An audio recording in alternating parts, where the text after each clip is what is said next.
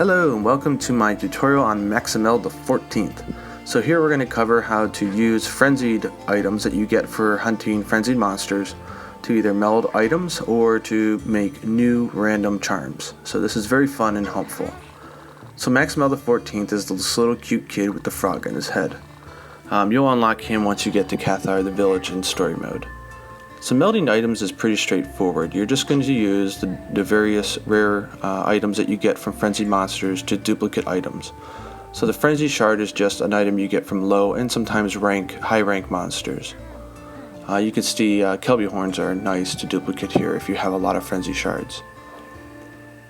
So after frenzy shard is the frenzy crystal, which is sort of the normal drop from high rank and kind of the uncommon drop from the low rank monsters. The next tier up is the vile frenzy crystals. So these are sort of the uncommon drops from high rank, but very common drops from G rank frenzied monsters. Then we have the pure frenzy crystal, which is kind of the uncommon drop for G rank, but we're talking 25 to 50%. We're not talking 2% like the gems are in the game. And then finally, once you get far enough and you're fighting apex monsters, you can use those items to create a few precious items as well.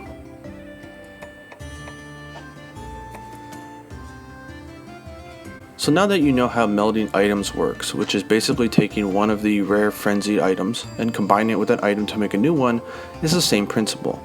You're going to take 3 different talismans that you want, totally random, and you're going to mix it with one of the frenzied items to create one new random one.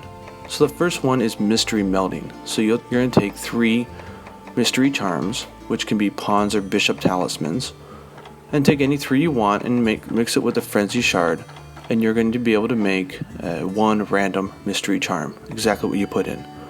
Same thing goes for luminous melding. So this has to correspond with the shining talismans, which is either the knight or the rook talismans. You can't make a mistake. Once you go into this menu, it'll only let you select the ones that you're able to use. The next one is called Ancient Melding, and this has to do with the red type of charms that you get called Time-Worn Charms. So this is a little bit harder to decide to do because the Queen, King, and Dragon talismans are all generally pretty good. But choose 3 of those and a Vile Frenzy Crystal and you'll be able to make one new random one. Then finally, Fabled Melding, which is the green one. It covers, you take 3 Enduring Charms, or Enduring Charm Talismans, and you mix them with a pure Frenzy Crystal to make one new random one.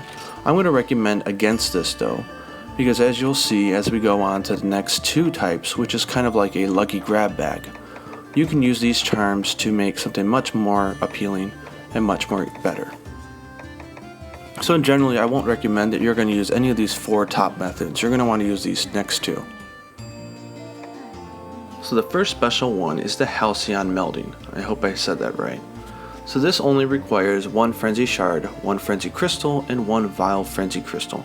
So it's not exactly an expensive method. This was way back in Monster Hunter 4. This was kind of the random method that we used once we got to high rank.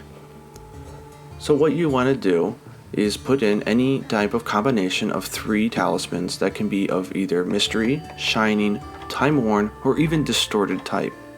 Distorted charms are kind of special. You can only get them through doing guild quests. You'll notice them either as you're mining or as rewards in guild quests that are level 86 all the way up to level 126. So there's 2 different types of ones you can get. Generally they feature skill points for those new special skills that are combined, so they're kind of hit and miss. So this is a good way to use them if you didn't like what you got. So for this example, we're going to use 2 distorted and 1 time-worn charm. Now I have a chart at the end of this video, but you want to put in at least 1 distorted charm, otherwise you don't have a chance of getting one in the result. Beyond that, the amount of time-worn charms you put in also help to increase the odds of getting something good.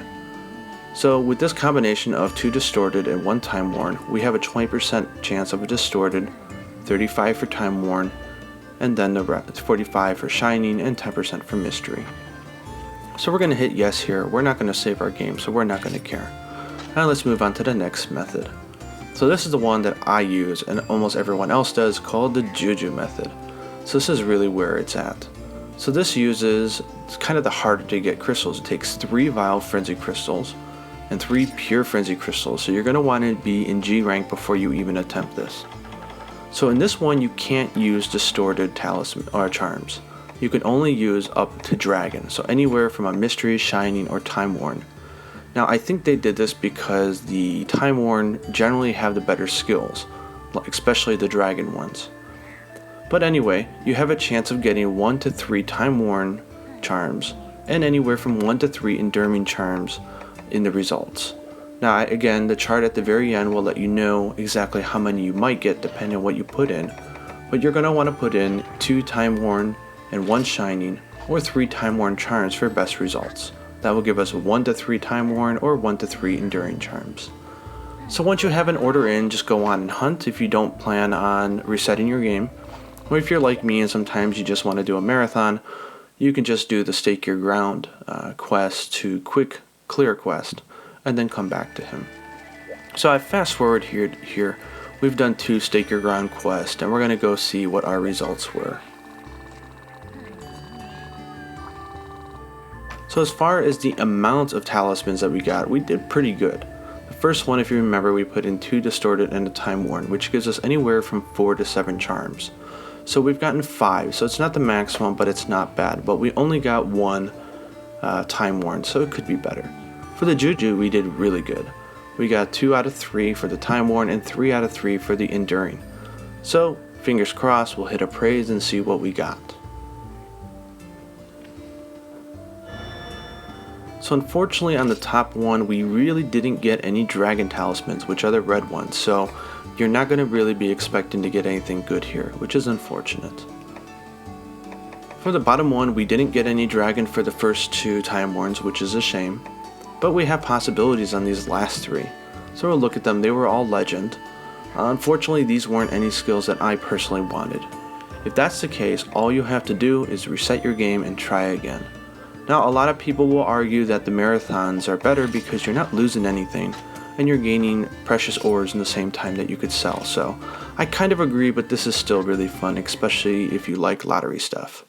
And here are the charts. I'm not even going to try to speak it all. You can take a screenshot if you want. Just make sure you put in at least 1 distorted charm when you do this method. Otherwise, you have 0 chance of getting a really good rare one. And for the Juju method, if you want to save, you can do 2 time worn and 1 shining, and you can still get the maximum results. So do that if you have a lot of shining charms that you just want to get rid of. In Monster Hunter 4, there was a way to sort of lock in the skills that you got. I'm not sure if that exists in Monster Hunter 4 Ultimate, but if it does, I'll do a separate tutorial. Happy hunting.